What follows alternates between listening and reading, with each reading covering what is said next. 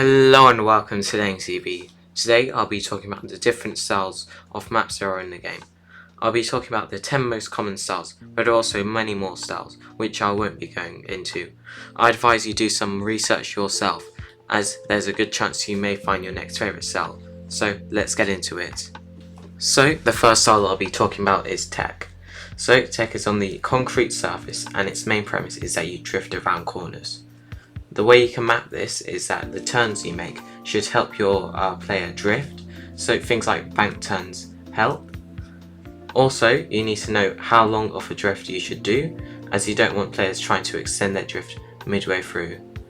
As well as that, the transitions on the map should make a drift natural. Also, some mappers will place a transition or a slippy surface, where when you're full steering on a slippy surface or just transitioning to the next part, it'll automatically put you in a drift. The next style I'll be talking about is Dirt. So it uses the dirt surface and it uses both open dirt and road dirt, but in most maps it's only one of the two.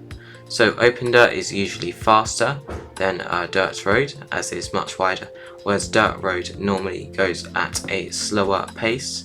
And with dirt road you'll see things like bank turns that push the player along, whereas with open dirt it's more about long wide turns and very long transitions. Also on dirt, gear management is very important, so make sure you look out for that when you're mapping it.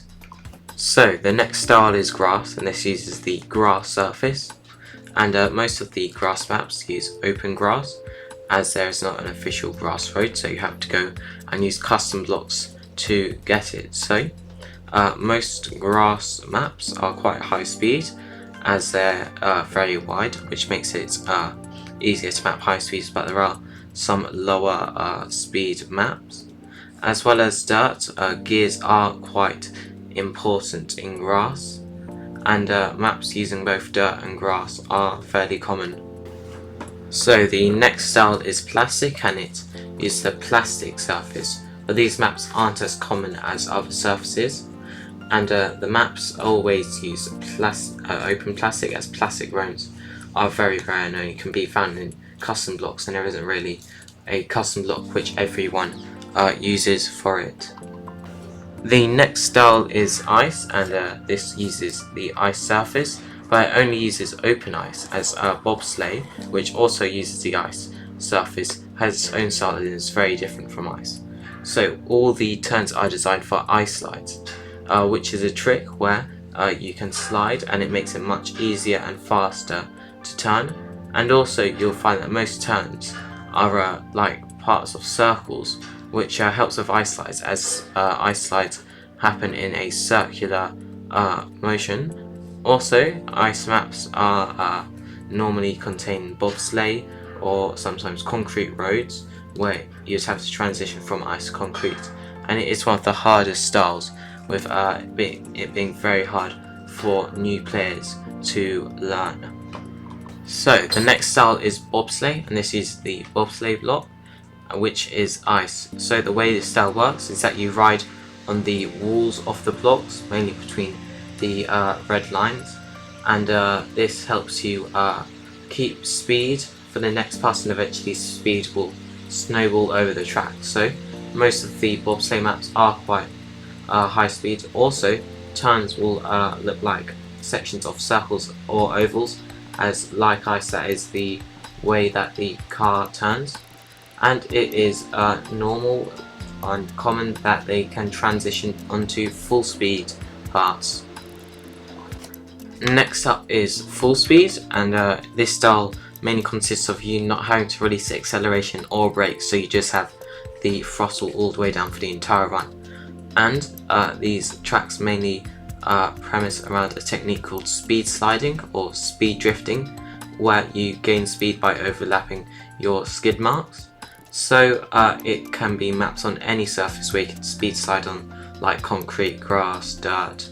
And they also use things like boosts and reactor boosts. They of course are very high speeds, and there'll be lots of times small transitions or stripes of slippy surfaces, which when driving in the direction you have to, they'll automatically activate a slide which you can make into a speed slide, and on harder full speed tracks there will be lots of speed checks. Next up is RPG, and RPGs are very challenging as they combine multiple hard checkpoints to make a map. So these checkpoints has things like speed checks, hard transitions, and a very precise route. And lots of RPGs are very scenery intensive and require pathfinding, especially on your first run. And you will do a lot of respawning during an RPG map, and to gain time, the best strategy is to try and complete checkpoints in as few attempts as possible rather than as fast as possible. And each checkpoint can use any style of map. Next up, I'm going to talk about Trial, and Trial is fairly similar to RPGs but it's much harder, and they consist of multiple long and extremely hard checkpoints that require you to do very hard tricks, precise routes, and other things in order to complete. There is not much pathfinding in this, and they use all surfaces. Also, they'll use very hard difficult tricks, and you have to be very good to finish one of these. And the last style I'll be talking about is Transitional, and this is when you try to transition from one block to another without losing much speed. So this uses all types of surfaces, and they are usually quite hard, and normally there'll be a speed check at the end, so you'll have to keep speed throughout all of the transitions and then use it at the speed check in order to finish. So now that you know about all the different styles of Trackmania, play some of them for yourself so you can see, and the better you are at the style of map, the better your track route can be. Remember to check out the other parts of the series, subscribe so you don't miss the next part. I can answer any comments in the comment section, and bye!